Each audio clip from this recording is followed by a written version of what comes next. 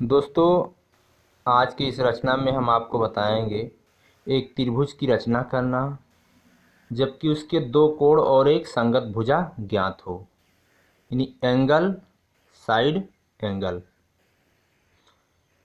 एक त्रिभुज की रचना करने के लिए आपको दे दिया जाएगा और उसमें दो कोण मालूम होंगे और एक भुजा मालूम होगी। तो आप इसकी रचना कैसे करेंगे, आइए देखते हैं कैसे सवाल आपको दिए जाते हैं।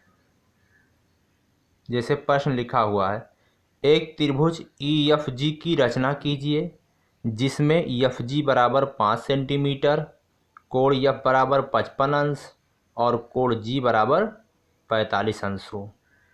तो एक त्रिभुज आपको बनाना है जिसमें दो कोण दिए गए हैं और एक उसकी संगत भुजा दी गई है।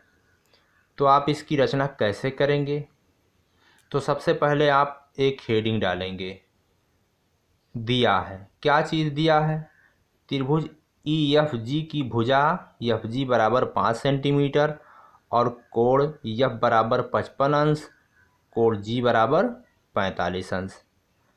रचना करनी है त्रिभुज ई एफ जी की। अब आप क्या करेंगे?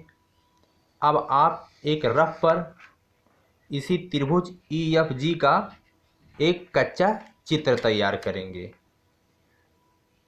रफ पे आप चित्र इसको तैयार करेंगे और इसी के सहारे आपको एक ओरिजिनल त्रिभुज बनाना है। तो ई एफ और जी ये तीन बिंदु हैं।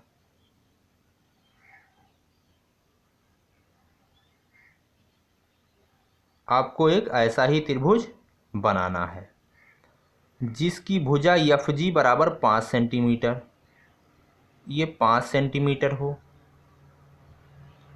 कोण एफ बराबर 55 अंश, ये वाला कोण 55 अंश। कोण जी बराबर 45 अंश, ये कोण 45 अंश। यानी दो कोण दिए गए हैं और एक ये संगत भुजा दी गई है। अब आप कैसे इसकी रचना करेंगे? सबसे पहले आप पटरी की सहायता से आप ये वाला एफ जी रेखाखंड खींचेंगे। तो एफ जी जो रेखाखंड है वो 5 सेंटीमीटर का है। चलिए पटरी की सहायता से हम 5 सेंटीमीटर का एक रेखाखंड एफ जी खींचते हैं।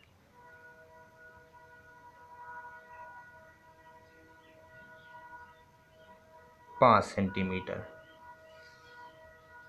इसका नाम है एफ जी। ये है 5 सेंटीमीटर।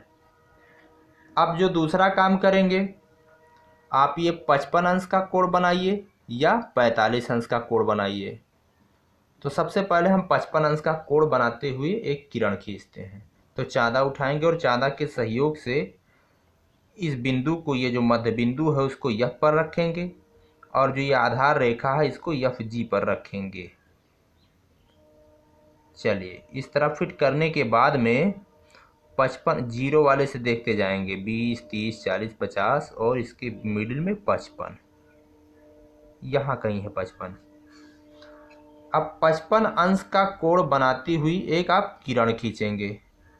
बिंदु एफ से चाँदे की सहायता से 55 अंश का कोण बनाती हुई एक किरण खींचेंगे। चलिए ये कोण है 55 अंश। तो दो काम हमारे पूरे हो चुके। एक 5 सेंटीमीटर का रेखाखंड खींचा गया और एक बिंदु एफ से 55 अंश का कोण बनाते हुए किरण खींचा गया। अब अगला जो काम करेंगे, तीसरा काम है, बिंदु जी से आप 45 अंश का कोण बनाते हुए एक किरण खींच दीजिए। बस आपका त्रिभुज तैयार हो जाएगा। चलिए हम जी को केंद्र मानते हैं इस बार और आधार रेखा को एफ जी पे रखते हैं। अब हम जीरो वाले को देखेंगे, 10 20 30 40 और 5 45 इसी के बीच में है, 40 और 50 की। चलिए अब इसको इससे मिलाते जाएंगे आगे। तो हमारा ये भी किरण तैयार हो जाएगा। तो बिंदु G से 45 अंश का कोण बनाती हुई एक किरण हम खींचते हैं।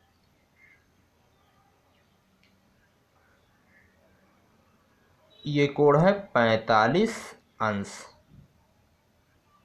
अब ये दोनों किरणें जो F से आपने खींचा और G से खींचा, वो एक दूसरे को जिस बिंदु पर प्रतिच्छेद कर रही हैं उस बिंदु का नाम E रखना होगा। तो जो ये त्रिभुज EFG आपका बन करके जो तैयार हुआ, यही त्रिभुज आपका दिए गए माप का त्रिभुज है। अब आप क्या करेंगे? अब आप इसकी रचना विधि लिखेंगे। तो रचना विधि हमने इसको पहले से ही लिख कर रखा है, वक्त कम लगे तो रचना विधि में आप लिखेंगे, जो जो किए हैं उसी को आप लिखेंगे।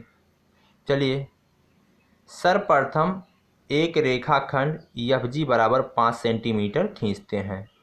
बिंदु F से 55 अंश और G से 45 अंश का कोण बनाती हुई दो किरण खींचते हैं। यहाँ से एक किरण 55 अंश की बनाती हुई और यहाँ से एक किरण 45 अंश का कोण बनाते हुए हम खींचते हैं। दोनों किरण आपस में E पर प्रतिच्छेद करते हैं।